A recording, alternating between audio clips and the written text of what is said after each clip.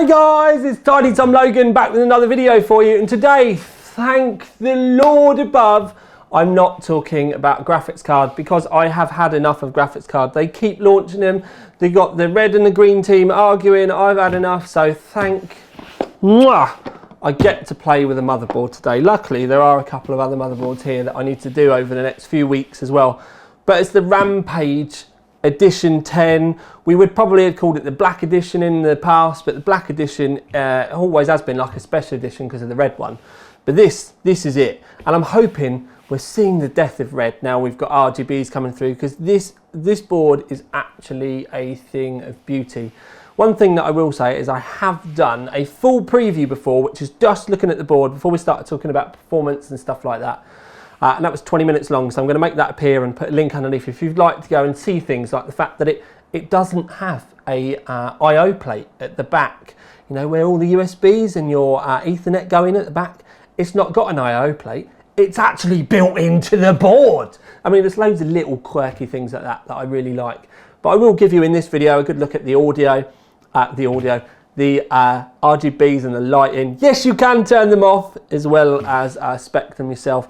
We will give a quick skirt around some of the specs. I'll talk to you about overclocking and that sort of thing as well. But before people start asking me about an overclocking guide, once the graphics card side of things has quietened down, I do have plans to do a X99 guide, a Z170 guide, an FM2 Plus guide, and an AM3 Plus guide as well. So there's a lot of overclock guides coming. I just need to get the time to do it because at the moment I am non-stop with graphics cards. I'm actually testing Asus Strix 480 Crossfire at the moment, and that will be the next video that you're going to see from me. I've actually been doing those two things at the same time as doing this, bouncing around the office. But anyway, I'm not going to bore you any longer. Let's bring you in, children. Let's bring you in. I'm going to try and keep this brief. I will post a link underneath to the full preview that I did where I spoke about all the specs and everything before that. I kind of like give you a really good guided tour around the board. Now that was a proper TTL guided tour around the board because we ended up doing a preview and it was over 20 minutes long. So there's a lot more detail in that. Most important thing that I want to kind of pick up though really is it does support triple and quad SLI and Crossfire. You've got the first one, which is where this is at the moment, and this one are the 16 times lanes. The other two are 8 times lanes. The bottom one, this one here, this actually does share some bandwidth with the M.2 and U.2, pardon me, just so that you're aware. Talking about M.2 and U.2, that is obviously a thing. The M.2 is 110mm, 80mm and 60mm. The 110mm ones you might see starting to pop up soon with 1 terabyte ones. They are all starting to come through nice and soon. We do have the Aura strip header in the bottom, and also it does come with, here, this is an extension so that you can connect your RGB wherever you want in your case, and then you can run your extension cable up to the RGB to light it. That can all be controlled in the Asus software that you'll see later on as well. Really, if I bring this graphic up, you can see that there's loads on this. And then with the next one, this is about the power. So things to pick out are microfine alloy chokes. They've got the power R stage IR355 MOSFETs. You've got 10K black metallic capacitors, and you've also got a custom Asus designed PWM controller on there as well. Lighting control, again, I'm going to show you this in depth, but there's a lot more stuff that you can play around with it, more areas that you can do, and you've also got the strip down the back of the board that you can see in here, and I will show it to you next so you can see different colours and all that type of stuff. The overclock zone, top right on the board, I absolutely love this area, and the graphic shows it off perfectly. So not only do we have a PCI Express lane switch, and you'll be wondering to yourself, why would I want this? But if you've got 2 or 3 graphics cards or 4 graphics cards, or you're benching and one of them goes wrong, that can actually stop this system from booting. So with the dip switch, you can actually turn each lane off one at a time to see which one of the problem is. And they've now actually brought this out with a memory switch as well, because lots of people are water cooling their memory even though they don't need to be kept that cold. And you can do that again with that. So if you've got a problem with the board and you've got it there. Also, if I show you up in the top right hand corner here at the moment, you can see there are 4 LEDs lit there. So you can, if we go in, typical TTL style, right, you can see there's 4 LEDs lit there. If you fit the memory, because DDR4 is getting difficult to fit, and by that I mean sometimes you don't realise, go and have a look at your system now if you've built a DDR4 rig, you might see that there's a stick missing. It's just because everything's got a little bit picky about the way it goes in with DDR4. So with this, they've got LEDs to tell you whether they're in or not. And I've built and changed this memory several times. Sometimes it takes me a couple of attempts to get one stick to go in. It's never the same one. It's not that they're faulty, it's just, like I said, they're a bit picky about the way that they go in. So this has got a really lovely visual way to show you whether they're in there properly or not. Other things is a safe boot button. With the safe boot button, this is brilliant. Literally, you press that and it boots in at safe settings, but all of your previous settings are still there. So if you've put some overclock settings in and it won't boot or it's unstable, you press the safe boot button. Even in if the operating system, it will shut down, go to the BIOS. All of your settings are still there, but it will still post because it's actually booted at some safe settings, but it isn't using your ones, but they're still available there. You've got the retry button, so sometimes when you hit F10, save and come out, sometimes it just won't boot. If you hit the retry button, it's a bit like the reset button, but it's not, and you won't get, because sometimes if it hangs and you press the reset button, you can end up getting the Windows startup issues, or it will say your overclock's unstable. This will skip past all of that, and it literally just tries to get it to post again. The next graphic, this is a lovely one, because what this does is it shows you where all the temperature sensors are, shows you where all the fans are. It also shows you the water pump header, the high amp header, and also the external fan header. And the external fan header is quite a cool little gadget, and you can hide this around the back of your motherboard. Look at this, look. And essentially you've got a Molex power, you've got the connector here, which is what goes on your motherboard, and then you've got 1, 2, 3, 4 fan headers, and then you've also got 1, 2, 3 extra thermal probes, and they do send you with all the extra thermal probes in the box. So if you wanted to set that up to monitor a different part of your motherboard or something like that, then you know that's all really easy for you to be able to do. Just go careful with those cables, make sure that you keep them all nice and tidy. So then we're talking about the upscaled audio, and this is basically your DAC amp when the camera decides that it wants to. It loves the motherboard so much. Right, let's cover that bit and then it will catch up. There we go. Right, so we have the 6.3mm headphone jack, 3.5mm headphone jack, and then the 3.5mm microphone.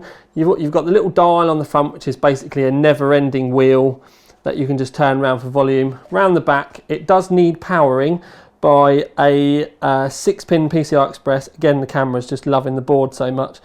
Really didn't think this through. And it's also got a USB header. But if we bring the graphic up, honestly, you need to read this because the spec of this thing is absolutely ridiculous. I mean, I think the second one is a bit better because it says that it's got the 9018M2M Sabre DAC. It's got premium Nikon and WEMA capacitors. You've got, I mean, look at it. It's like a dream DAC amp. And I personally think that it probably, I mean, it's amazing, but it's worth about, if you were to buy it separately, I reckon it's probably a $150 product. Just the DAC that's in it, just to buy the chips, like $60. So it's an amazing high quality product, and the sound that you get from it with a decent set of headphones is amazing. So if you're a headphone boy, the DAC, you'll love it. It's just a shame that it's got to go in a 5.25 inch bay, because I personally don't like optical bays at all. I think we should get rid of them. But anyway, so you've got to put it there, and it kind of, I've looked into putting it external, but where it's a PCI Express connector, and you do have to get the USB to it, it doesn't really lean itself to being able to done easily. It could be turned into a really nice project for someone, but straight out the box, it's really not there. And then the only other thing that they like to shout and scream about is the fact that it does have a tri-band, we'll call it wireless, but you've basically got a 2.5 gigahertz connection built in, a 5 gigahertz connection built in, and Bluetooth 4. And it comes with the antenna and all the kind of like little connectors and all that type of stuff. And they say that the Wi-Fi is up to 1300 megabits per second. And I have to say that the Asus wireless is pretty good. You just need to make sure that you balance between, you know, the drops, make sure that your signal's strong. Get it on the 5 gigahertz if you can. If you can't, get a better router. So there's all of those things for you to consider. If you want good speeds and stuff like that, and you've got a decent quick internet or a home network, then I can't suggest enough getting it on the 5 gigahertz connection, because that's the only way that you're going to get some near gigabit speeds out of it. Okay, so I've shown you the where the LEDs are in the actual, like the naked board. What you can do with the software is manually set it yourself, if you should, you know, if you should want. And you can go through and set it all up, and I'm going to do it as we go through, so you can see that the top left hand, the IO cover, has gone red, and then I'm going to make the next one go a really nice blue. There we go, Bosch, the blue is there. So PCI Express covers, let's make them go a lush green. Ta-da! Right, and then we've got the PCH that we can do. We'll make that go as close to white as we can. Bosch. And then you've also got the bit down the back as well, which you can pretty much make do again with whatever you want, but you can also set some the rainbow cycles where it'll all change for you like that. And you can see the bit down the back of the motherboard's gone as well. There's Rainbow Comet, which is a bit mental. I think it would annoy me in the end, but you know, it's something that you can. And there's Flash and Dash, which again is a bit mental. I think it's a bit more mental, but the static I kind of like with a nice white, and it just gives it an all kind of nice glow. But one of the things that you can do as well is you can set it up so that when it shuts down, they all change to a different colour, so that you know when your rig's off, you know when your rig's on. It might sound daft, but anyway, when this all shuts down, and there you go. When it shuts down, I set it to all go red, and that is a lovely, properly deep red as well. I know the camera's making it look a bit orange because it's daytime, but to the naked eye, that couldn't get more blood red. It's absolutely lush. But obviously, you've got all those options that you can do. The only thing you can't do when it's off like this is set it to dancing around all over the place. But it's something kind of cool, and yeah, it's up to you to get it to match your system and the theme of your rig. Okay then, so on to some performance, and if you want to see all the graphs and all the kind of stuff that you can, you know, go and have a look at the actual physical results, then you can go and have a look at the link on the Overclock 3D forum, which will appear up somewhere, and it will be underneath as well. So go and take a look. But the problem with the Rampage is this is the first motherboard I've tested since I have reviewed the actual CPU itself. And when we reviewed the CPU, I used the X99A2. This is a really, really nice baseline.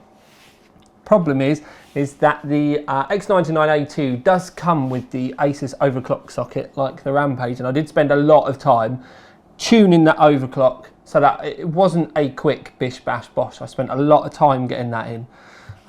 Probably, well, it was multiple hours. I can't remember exactly, so I don't want to just speculate. With the Rampage, it was a significant amount easier. The one thing I can say is that this does make your life easy. But then once I achieved the same overclock really easy, and then there's a bit that differentiated between this and the X99A2 was the fact that I managed to increase the cache ratio. I managed to increase the memory speed speed. So we're actually running, we ended up with our overclock. They were 4.4 gigahertz on both of the motherboards. But I can honestly say that the way that the Rampage was kind of responding was, it was just kind of felt like it was sat there twiddling its thumbs. Whereas the A2 did feel like it was on the raggedy edge. It was a lot of work to get it in, with loads of other volts and everything getting tied in.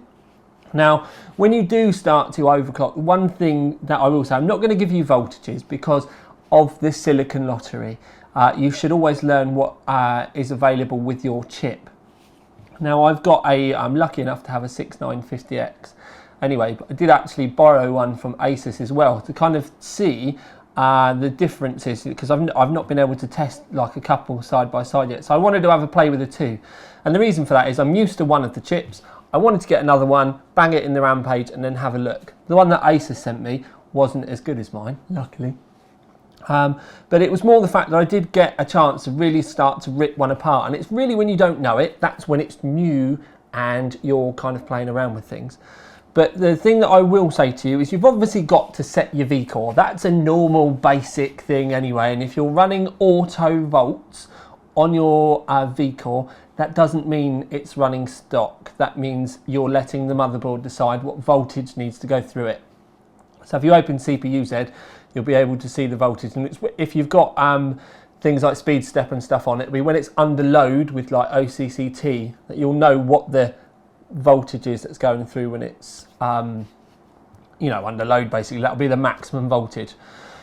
So for 4.4 on this, we ended up with it running 1.3 volts, which was actually a bit less than the A2, which was pretty good. That all comes down to the fact it's got that really upgraded power phases and the caps and the MOSFETs and everything like that. It means that the voltage is so stable and clean, you can bring the volts down a little bit more. But the other volts that you need to kind of keep in check, and this is something for you guys out there, when you enable XMP, it means it doesn't manually set things like the VCC IO, the system agent voltage, and the cache voltage. And those three are the ones that you need to be paying most attention to, besides your RAM volts, because I would consider that to be a basic. They're the three that you really need to get in check, because all of the motherboards have got they do put a lot more in than you need.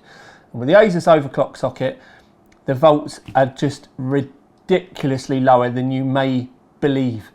With some of the other motherboards that I've tested, the old X99 motherboards, we were talking about some of the other vendors putting like 1.3 volts in with the other corresponding voltage on this. You'd be looking at 1.05, maybe 1.1, and it's all those extra pins in the Asus overclock socket mean that you can drag all those volts right back down, which in the end means your CPU is going to last longer, and most importantly, it's not going to be as much heat. So they are the ones that you need to keep in check. And I don't want to say, you know, this is the maximum voltage you can put through, because I know it's far too easy for you lot to go, "I'll put I just put that in and then I'll leave it." And really what you should be doing is doing one voltage at a time. I will do you an overclock guide on X99. I just need to stop the influx of graphics cards, because everyone's releasing graphics cards. I need that to stop so I can catch up, and then I'll move on to motherboards full time.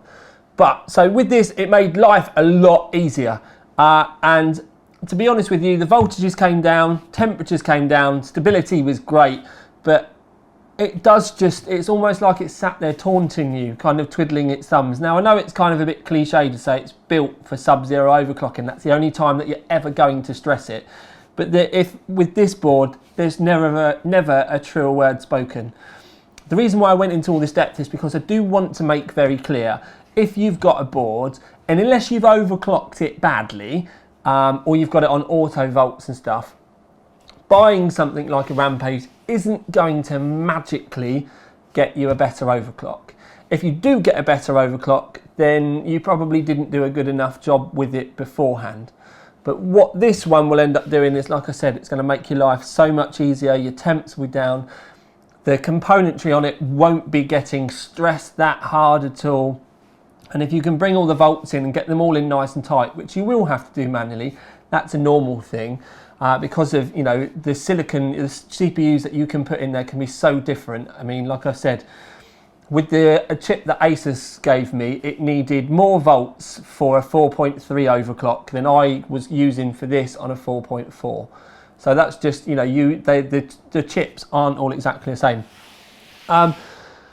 So yes, and the root cause of what I'm trying to say is when we tested it, we've put it against the X99A2, and to be honest with you, it was within a whisper of the A2 results, because if you're running the same bench and you've got the same CPU clock and stuff, then the results are going to be very, very close. They were all in front with the Rampage, but you know, they were in front was good enough. But when we came to like the memory specific stuff, because that was where our improvement came from, it was, you could see that it was night and day. There was a massive difference between the two. So the point again that I'm trying to make is when you do get the motherboard and you start going, oh, I can't, it's never going to be the motherboard's fault. It is literally going to be the limit of your CPU, your cooling or stuff, or it could just be the limit of your, you know, your personal abilities. But you will get to the limit of your CPU or your personal abilities much easier with something like this. When we come moving into like a conclusion and stuff like that, one thing that I will say is that it is eye-wateringly expensive. It's a £500 motherboard. But the thing is, and it's something that I've never really taken into account too much before, but the DAC that comes with this is so horrifically over-spec'd. Really, it's almost, they should be selling it separately, because just the DAC chip that it's got in there is worth like $60.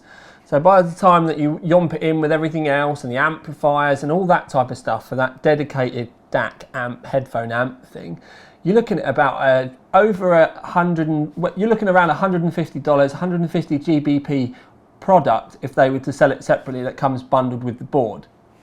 Now, I would be with all of you out there that I would say it would be nice if they did sell it separately so that you could get the price of the motherboard down, because I'm one of those people out there that doesn't want a headphone amp, but maybe it's something that we're going to end up being able to sell on eBay and stuff like that. Maybe you could do that, sell it to your friend. But as far as the board and everything is concerned, we decided to give it the Performance Award.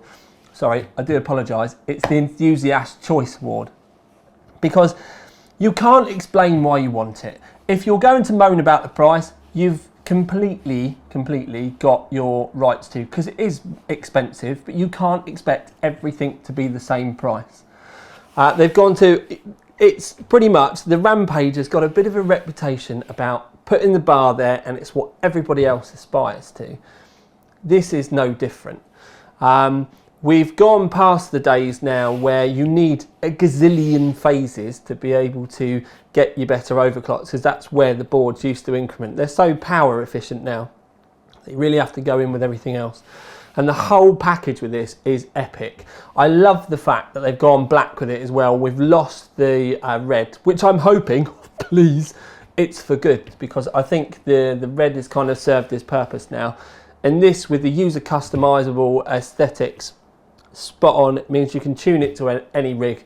You know, green with the NVIDIA, orange if you've got one of the old Matrix cards, blue, grey, well, white, maybe not grey. That'd be nice. Imagine a grey light. That'd be well weird. But anyway, so we gave it the Enthusiast Choice Award because it's one of those ones where, yes, it's expensive, but if you want it, you just want it, and you do just end up going and buying it. I understand that it's out of reach for a lot of people, but to be honest with you, it's an aspirational product. So I understand it. Yes, it's eye-wateringly expensive. I kind of like it. Definitely gets the old TTL thumbs up. Yes, it's not going to be for everyone. And I'm not going to say it's for sub-zero overclockers, but to be honest with you, that is the only time you're ever going to stress it. It's just going to be sat there half the time twiddling its thumbs. And I think the best way to kind of explain this type of thing, and it should keep the moaners or trolls at bay, and is that this is kind of akin to, like, for argument's sake, a Skyline GTR. You don't buy a Skyline and then drive it on a racetrack every day to get the most from it. Most of its life, it's going to either be sat in the garage, being polished, or pootling around slowly in traffic. That's pretty much what this is. And this is kind of, I've used it in traffic, and the only way you're ever going to get it on a track, racing, getting the most performance from it, is going to be getting some liquid nitrogen in a pot on the top of it and smoke pouring out all over the place. So hopefully I've explained it enough. I love it. I hope you love it. It's certainly something I would like to keep hold of. We will see. But anyway, this is Tiny Tom Logan with the Asus Rampage. I even have to keep looking at it because it's so pretty. Rampage 5 Edition 10 motherboard review yeah, I'm just going to go out. Ding! And you're going to get a double ding.